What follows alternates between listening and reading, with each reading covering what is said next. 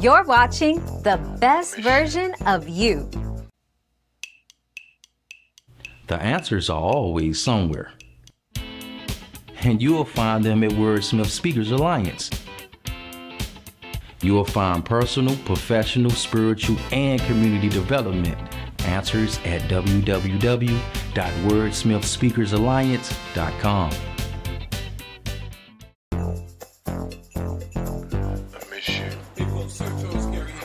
Such a long time. The best version of things are so today, I've got a career-oriented entrepreneur that I like to introduce to all of the world because everything just seems to taste so good where he works at. So with that being said, I want to introduce to some and present to others Mr. Kamarte Jefferson. Sir, how you doing? Good, how are you? All right, man. Listen, man, we are so thankful and grateful to be able to work in your space. So we figured it just made sense to talk a little bit about what you do, how you do it, and things of that nature.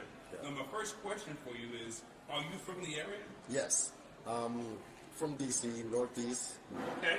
D.C. native? Yes. All right. Grew up around kind of the, Middle Road, Minnesota area. Went to school in McKinley. Oh, yeah. McKinley. So, I spoke to you once before. Yeah, okay. Yep. So, yeah. Well, let me ask you this. After, your primary schooling, did you know that you wanted to manage or be an office manager or a business manager or owner? How did that work out for you? So basically after high school, I did go to college. Still am, but I studied exercise science. So what is that? Exercise science kinesiology is the study of body movements. Yeah. So it's more like physical training, athletic training. Did you want to do sports training? Athletic trainer, yeah. Nice. Yeah. So you're still pursuing that degree? Yep. Okay, nice. It has no relevancy to what I'm doing now, but still doing it. Now, how sold in or sold out are you to following up in that particular area? Are you really still interested in it? Very much. When I was in high school, I used to learn from my athletic trainer there. So I played football. Okay. And I got hurt like every game. So when you get hurt, you see your athletic trainer, makes a regimen for you, puts you in physical therapy, does everything for you. And, getting hurt every game, you just tend to see her a lot. And it was one time I was on the field with her, and I couldn't practice. I was watching the practice, and I said, okay, your job looks fun. She's like, my job is fun. And I was like, okay, well, you sold me. I'm in it. See, something I told people about really learning. How do you learn? A lot of times people want to be in the game, and there's nothing wrong with that, but I ask people, what happens when you want to be in the game and you can't? You're like, what do you mean? I said, suppose you want to be on the roster for whatever type of sport or team, and the coach says the roster's full. Then what do you do? Yeah. Then you see people, they start to think, they say, play for another team. I said, okay, what else? Create my own team. I said, it costs a lot of money. What else? I said, what's wrong with being a sports therapist? What's wrong with being the mascot? What's wrong with being the coach's assistant or an assistant trainer? Yeah. There's so many other options that give you a bigger view of the game. Yeah. And that's something that most people don't consider because they just want to be on the court or on the field so badly. Yeah. So, was growing up in D.C., how challenging was that for you? Or was it challenging at all? I feel like I was raised by my mother. My father's from Florida, so he was down in Florida a lot. Okay. I feel like she did an excellent job. Okay, right. People come to me, they be like, okay, you're a great kid, speak well, educated, everything. And really, it was my mother. I don't want to say she, scared me, but my mother put fear in me to do what needed to be done for me to be successful. Hey man, it seems like it's worked out so far. Yeah. I can relate to you a little bit. Well, I shouldn't say a little bit, but I'll just say for lack of a better expression, I can relate to you because I know that when I needed to understand things, it was my mom. Yeah. Whether it was a word or phrasing or just how things are the way they are, that's who I went to. So I can identify. Yeah, she did a great job because DC can get, as any city, any minority population, Sure. they can get you know, what it is. But Yeah, at it the can be same, so challenging. Yeah, it can be very challenging. Yeah. But I don't think that I've come to. I've never, you know, dealt with it firsthand because I'm not the person to put myself in that position to be. Just changing your environments can affect, you know, the growth of. So, when you look at the big picture, knowing that you're basically focusing on kinesthetics, kinesiology, you always get that word mixed up in how to pronounce it. What is the goal? Is it just sports in general, or is it a particular sport that you want to focus on? What is the goal? I do football. Okay. I love football, but as an athletic trainer, you don't really get a say in what sports you do. So if I got to sit there and watch a middle schooler's basketball game, I got to sit there and watch a middle schooler's basketball game. So is the idea that you work for a company that trains different people or different organizations that work with different, contract with different organizations? How does that work? I do want to stay in DC. DC is one of the highest paying districts for athletic trainers, so that's good. Yeah. And it's an organization called DCIAA. They're partnered with DCPS, or DC Public Schools, and they put athletic trainers in each school with sports teams. Now, you can correct me because you know more about this than I do. Does the physical therapy or the training for each sport vary, or are they similar, or how does that work? They can be similar, but I wouldn't put a basketball player in the same physical training I would put a football player. Okay. But the body moves the same way with everybody. Right. So it's very similar of just how, you know, we would train them, but the extensity of us training. Because the conditioning can be different depending on the player, what the position is, what their job function is. Yeah, right? it can go as even, you know, their weight. If it's more of a stronger gentleman that's used to benching 600 pounds, I wouldn't put him through the same physical training as I would someone that's in 150 or something like that. I get you. So now let's get down to what people want to know about. They want to know about the real milk and honey, right? Yeah. I've seen several locations around the country with a similar or the same title. And I've been to Milk and Honey in Bowie, in I think Largo, and then I've been here to this location in Suitland, and then I've seen online there's locations in Georgia. The only relationship is what? You tell us. The name. Just the name. Just the name. Okay. How so? So we aren't associated with any other Milk and Honey that you might see, you know, where it is Georgia or in the DMV area. So this is our only sole location. Okay. The rest of the Milk and Honeys were owned and operated by our owner here. But during, I believe, COVID, she kind of sold them off to a corporation. So they own all the rest, and this is our only sole location. Now, are the menus the same or similar? They're similar. Right. Food quality is different. Okay. Would you say the quality of food is better here?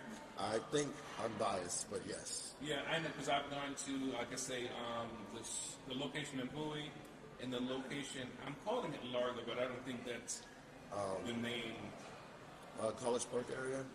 No, it's near the Best Buy and all these places up there, the Wegmans and all that. But anyway, the point I'm making is I think the quality and the variety is better here. Yeah, our menus are bigger. So So that's something that was attractive and very appealing to me. And then I look at the artwork, man. Yes. The artwork is fantastic. And they're all independent artists, correct? Yeah, so there's I guess a community of artists. You know, they get together. It's called Art Bay. Right. So within Art Bay, there's numerous of artists that, you know, paint and they put them up. And I get a lot of artists that come in here. They're like, "Oh, that's my painting." I'm like, "Okay, how'd you do that? Right. How'd you do that?" So now, this is part of Restaurant Raw. Is that what it's called? Yes. Now, are the artists also affiliated with some of the other locations, or is this the only location that does the art piece? Only location. Okay. That does the art piece. Good. I find it really interesting. Folks, if you haven't been to the Real Milk and Honey in Suitland, Maryland, I highly recommend and highly suggest it. just like the ad says, anytime, breakfast, lunch, brunch, Sunday brunch, you know, the options are endless. So if that voice sounds familiar, it should. But come on in and check them out. So my next question for you is, oh, absolutely. Look, work is always getting done, right? So my next question for you is, running an organization of this type, pretty much you guys are open 7 days a week? Yes. Wow, that's a big load. Yes. And is this the first time you've taken on a task this hefty, or have you done something similar before? To this? And you're working here, yeah, something of this magnitude. Well, my position here is more than I ever accepted anywhere else. Okay. So when our owner owned the rest, Miss Monique, when she owned, you know, the rest of the Milk Honeys, I was present on the one at 8th Street. Okay. There's one on 8th Street. Yeah, I heard about that. Yeah. That one was packed 24/7, 7 days a week. Is it still there? It is not. Okay. It is not. It was packed, just literally always packed. But I was in high school. Right. And my dad, you know, he was one of the chefs there, so Okay. he, you know, was like, you know, just come in where I was like, okay, whatever. So you've been a part of this organization for some time. For some time, and I, you know, originally went in just as a busser, Right. trying to make a few dollars in high school. Right. Once that was COVID ruins everything. Yeah, so it did. COVID hit, and you know we had to take the hiatus off. They came back with another restaurant called Catch 22. It's in Upper Marlboro. Oh, really? Yes. That's open now. It's not anymore. Okay. It's not anymore. I went there to start working. There, I was just like a food runner, so I just brought your food to your table. You know, as simple as that. And then I went to college, so I couldn't work there anymore. But I came back to do college from home. And, Right. you know, the other manager called me. He says, "When are you coming to work?" I said, "What are you talking about?" Right. I didn't send no application to you. For more information on these topics or presenters, go to our Facebook page. Join us for breakfast. Join us for lunch. Anytime is fine at The Real Milk and Honey. Order online. Come in for Sunday brunch. Join us for lunch. Don't forget to visit the bar. Anytime is fine. The options are endless at The Real Milk and Honey. 4531 Telfair Boulevard, Suitland, Maryland, 20746. The Real Milk and Honey, Eatery and Bar.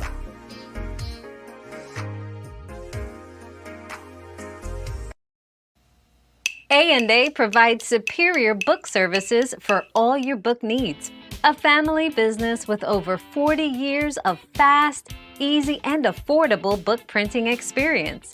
Why trust us? We have experience and passion for serving authors who need help creating, printing, and selling their books. Call us 813-886-0065.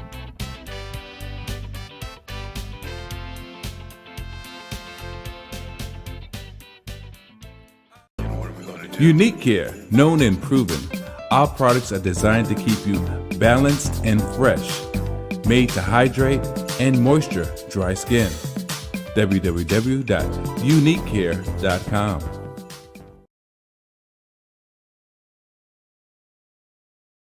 You're watching Change the Brain. So, but You probably had the longest tenure. Maybe there was something about the way you conducted yourself that may create an extra value in you as an employee. yeah, I feel like that's, you know, something we look for to this day. Like, they've trained me to look for what they saw in me.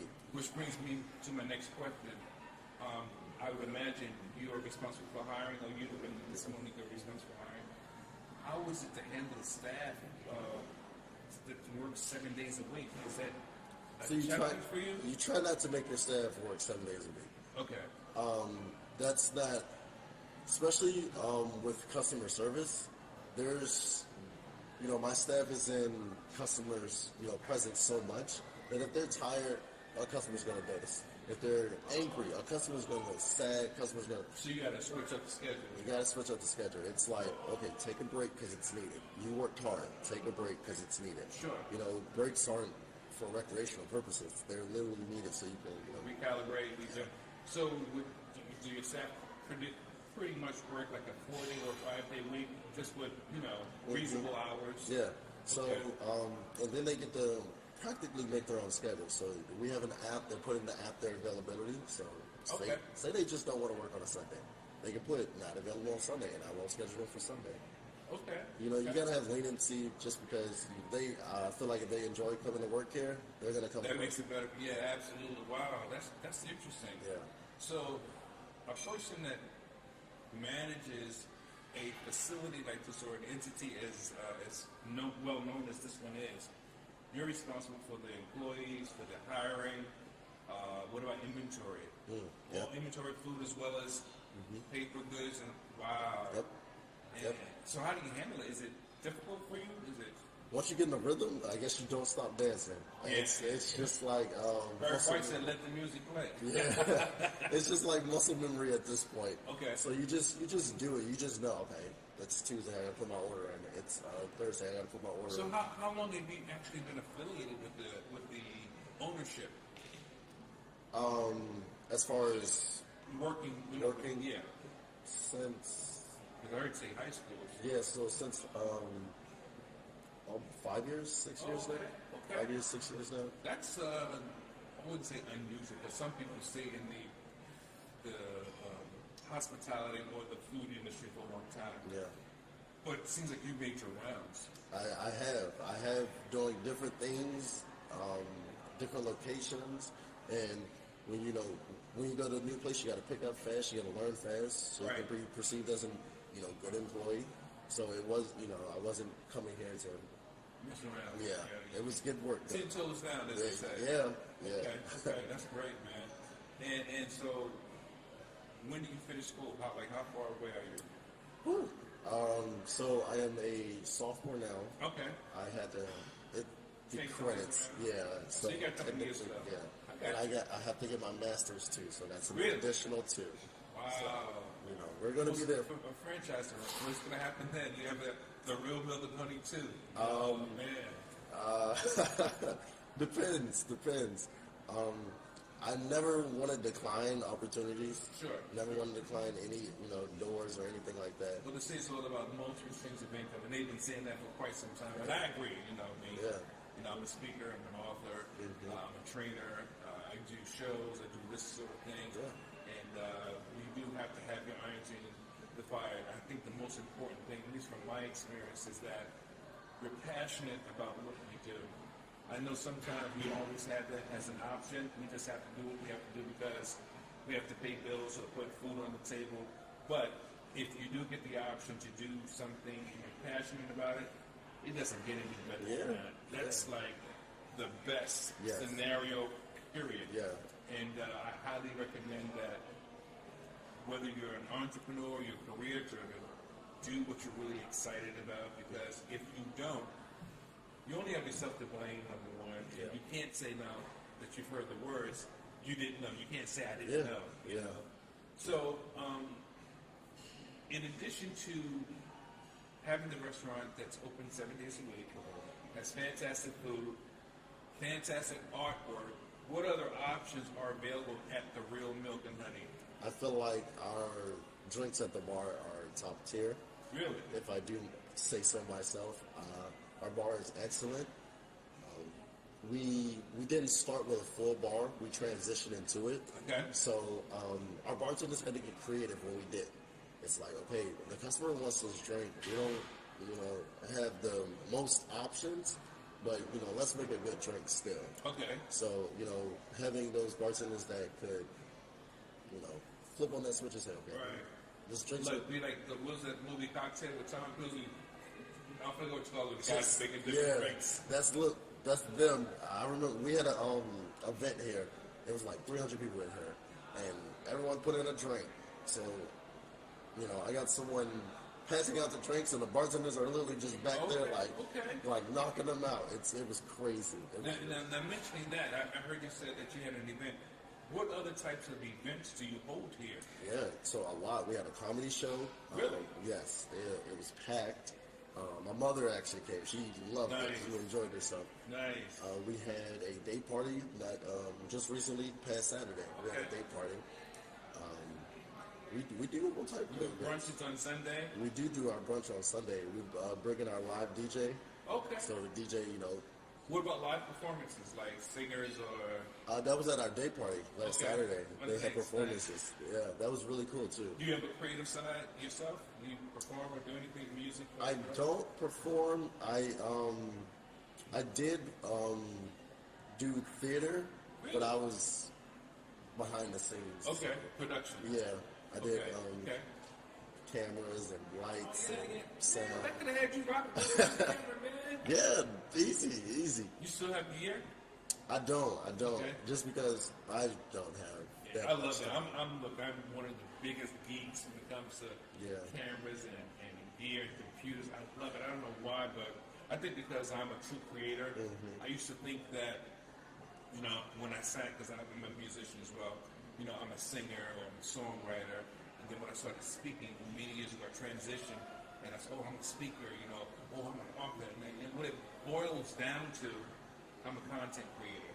Because people that do those different things and are excited about it, you're not one or the other. You're all of those things.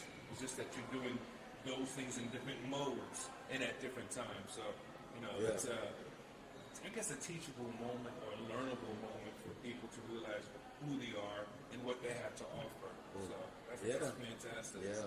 So we got Sunday brunch, we got comedy shows, we've got day parties.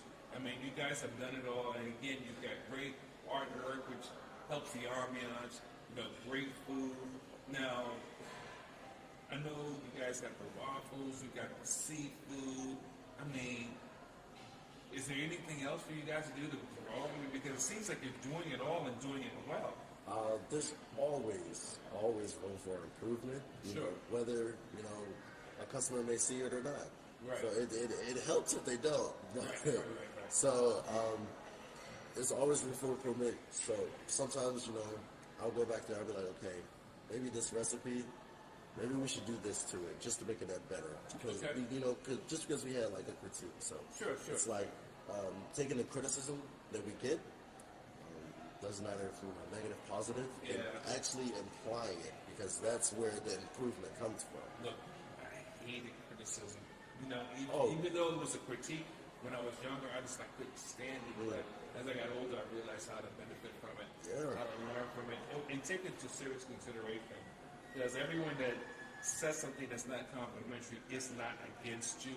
Sometimes it really is just an observation from another Yeah. set of eyes or ears. Yeah, I feel like it's there's a borderline of everything.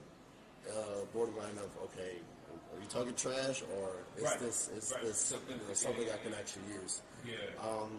But whenever a customer ever I speak with the manager, I go there with an open mindset. Okay, I'm ready to take the criticism Sure. or the feedback that they have for me. So I Everybody thought I was going to come from some criticism when I first had this, but I was like, listen. Yeah, I was like, oh, But what this, have we got? Look, my first impression, honestly, came here. I think it was for breakfast, and it was like, oh, first thing, of course, bam, the artwork's in your face, and the Yeah. colors. It's like, your mental palette is like tantalized. It's like, man, this is fantastic. Yes. To look at the different styles, the variations, the variety of talent, in the way the artist conveyed, and then the food. When I say presentations, everything. I ordered something which I had no idea what it was going to look like. I think I got this lobster with something, and it was under the tail, and I was like, oh, Lobster, egg, and cheese croissant. yeah, I got that. That was delicious. And I'm not the biggest seafood person, but it was just well done. Yeah. Even the show, I was like, I know I can't eat the show. The seasoning on the show was like, that was really good. Yeah. But listen, man, I know you've got to get back to running the business, doing your daily duties, but I want to thank you for sponsoring us and for also taking the time to speak with us, because I think there's a lot to learn when we can learn from one another. Yeah. So, man, Thank you. continued success. I look forward to doing business with you guys on other fronts. And all the best, man. Thank you for having me. Absolutely, absolutely.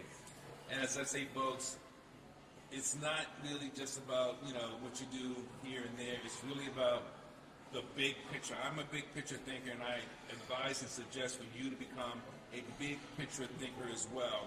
And my favorite catchphrase is always the same. You got to radiate the brain, change the game. We'll see you next time.